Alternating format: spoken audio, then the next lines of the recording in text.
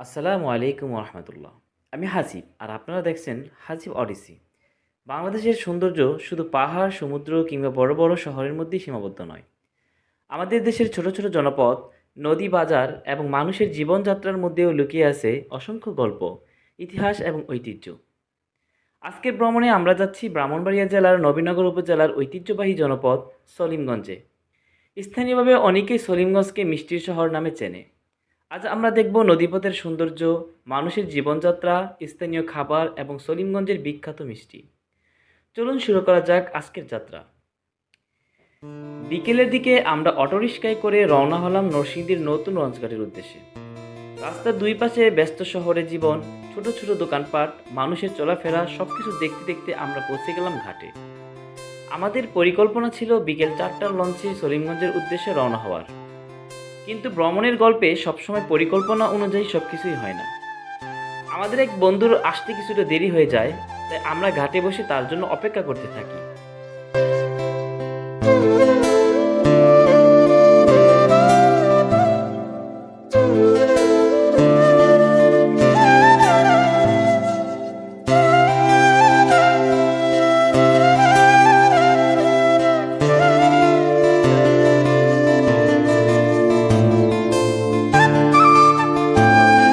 অবশেষে সে এসে পৌঁছায়, কিন্তু ততক্ষণে 4টার লঞ্চ ছেড়ে গেছে।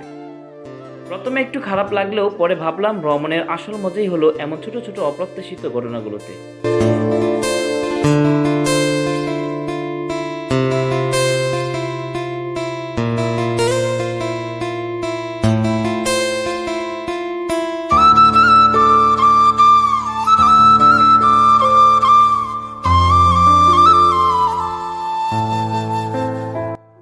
কিছুক্ষণ পর আমরা বিকেল 4টা 20 মিনিটের লঞ্চে উঠে বসলাম।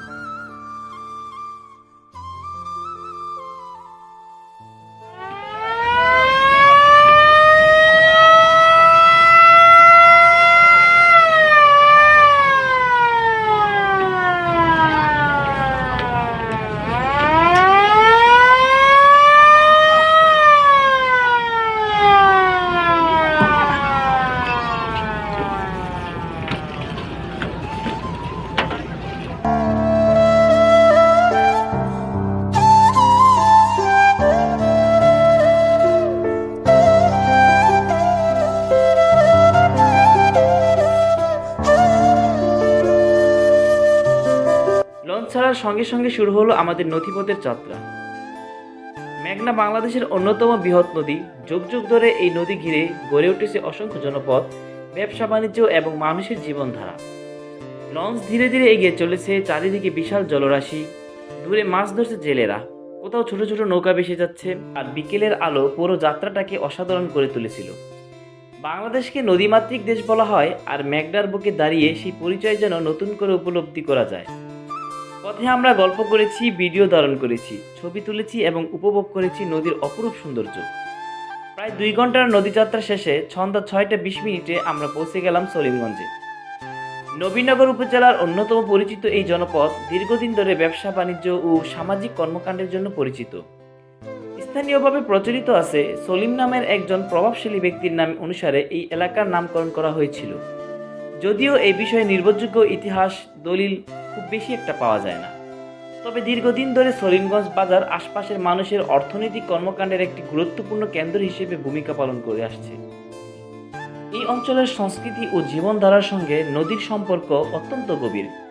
মেঘনা ও তিতাস নদী এলাকার মানুষের জীবন জীবিকা এবং ঐতিহ্যের অংশ হয়ে আছে বহুদিন ধরে।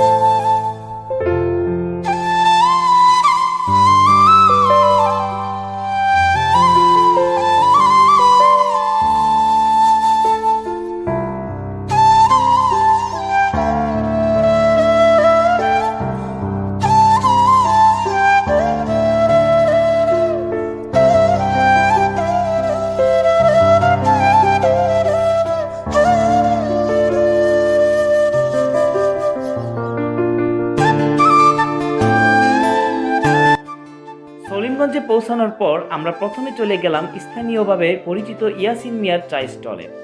ভ্রমণের ক্লান্তি দূর করার জন্য এর চেয়ে ভালো জায়গা আর কি হতে পারে। সেখানে আমরা খেলাম গরম গরম পোড়া রুটি এবং বিখ্যাত মালাই চা। মালাই চা এবং পোড়া রুটির অসাধারণ স্বাদ আমাদের মুগ্ধ করে। তবে খাবারের স্বাদের চেয়েও যে বিষয়টি আমাদের বেশি ভালো লেগেছে সেটি হলো দোকানদারদের ব্যবহার। তাদের আন্তরিকতা, হাসি মুখে কথা বলা এবং অতিথিপরায়ণতা সত্যিই প্রশংসার দাবিদার। গ্রাম বাংলার মানুষের এই সরলতা ও ভালোবাসাই আমাদের বারবার মুগ্ধ করে।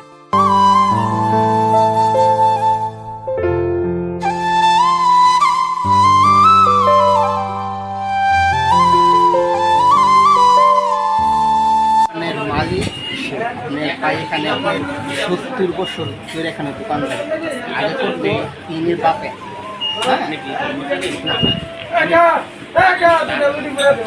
আপনি কোন এখানে? আপনার নাম? আমার নাম হচ্ছেন আসির আহমেদ। এখানে সর্বোচ্চ কত টাকা চা পাওয়া যায়? এখানে আপনার আইস আপনার 60 টাকা আছে, 120 টাকা আছে, আপনার বিভিন্ন কোয়ালিটি আপনার চা আছে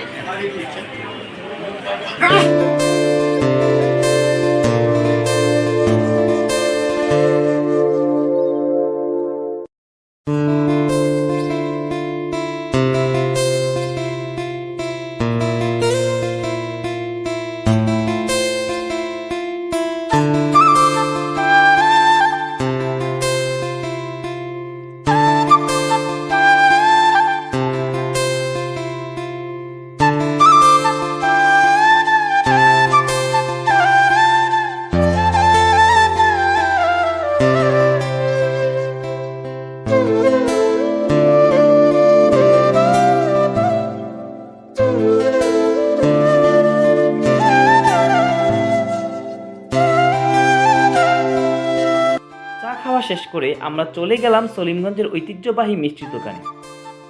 অনেক আগ থেকেই শুনে আসছিলাম এখানকার মিষ্টির সুনামের কথা। দোকানে ঢুকতেই চোখে পড়ল সারি সারি সাজানো মিষ্টি, রসগোল্লা, রসমালাই, কালোজাম এবং আরও অনেক ধরনের মিষ্টি। দেখেই বোঝা যাচ্ছিল এখানে প্রতিদিন অসংখ্য মানুষ মিষ্টির স্বাদ নিতে আসেন। আমরাও বসে পড়লাম। প্রথমে পরিবেশ করা হলো দই, তারপর একে একে মিষ্টি। সত্যি বলতে স্বাদ ছিল অসাধারণ। মনে হচ্ছিল প্রতিটি মিষ্টির সঙ্গে মিশে আছে এই অঞ্চলের বহু বছরের ঐতিহ্য ও অভিজ্ঞতা। কেন সলিমগঞ্জকে অনেকে মিষ্টি শহর বলে ডাকে তার উত্তর যেন এই স্বাদের মধ্যেই লুকিয়ে আছে।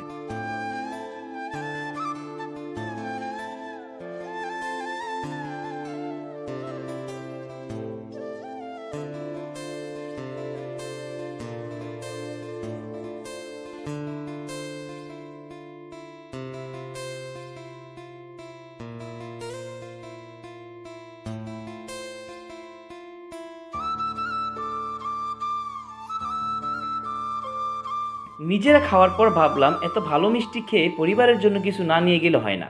তাই আমরা বাসার সবার জন্য কিছু মিষ্টি কিনে নিলাম। ভ্রমণের আনন্দ তখনই পূর্ণতা পায় যখন সেই আনন্দের কিছুটা অংশ প্রিয়জনের সঙ্গে ভাগ করে নেওয়া যায়।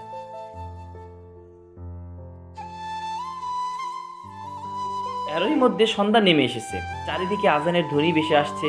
আমরা স্থানীয় একটি মসজিদে মাগরিবের নামাজ আদায় করলাম। ভ্রমণের মাঝেও নামাজের জন্য সময় বের করা একজন মুসলিমের জীবনের গুরুত্বপূর্ণ অংশ। নতুন একটি এলাকায় স্থানীয় মুসল্লিদের সঙ্গে জামাতে নামাজ আদায় করার অনুভূতি সবসময় হৃদয় ছুঁয়ে যায়। নামাজ শেষে আমরা জানতে পারলাম রাত হয়ে যাওয়ার কারণে আর কোনো লঞ্চ চলাচল করবে না। তাই ফেরার জন্য আমরা স্পিড বোর্ডের ব্যবস্থা করলাম। রাতের নদীর সৌন্দর্য দিনের চেয়ে সম্পূর্ণ ভিন্ন।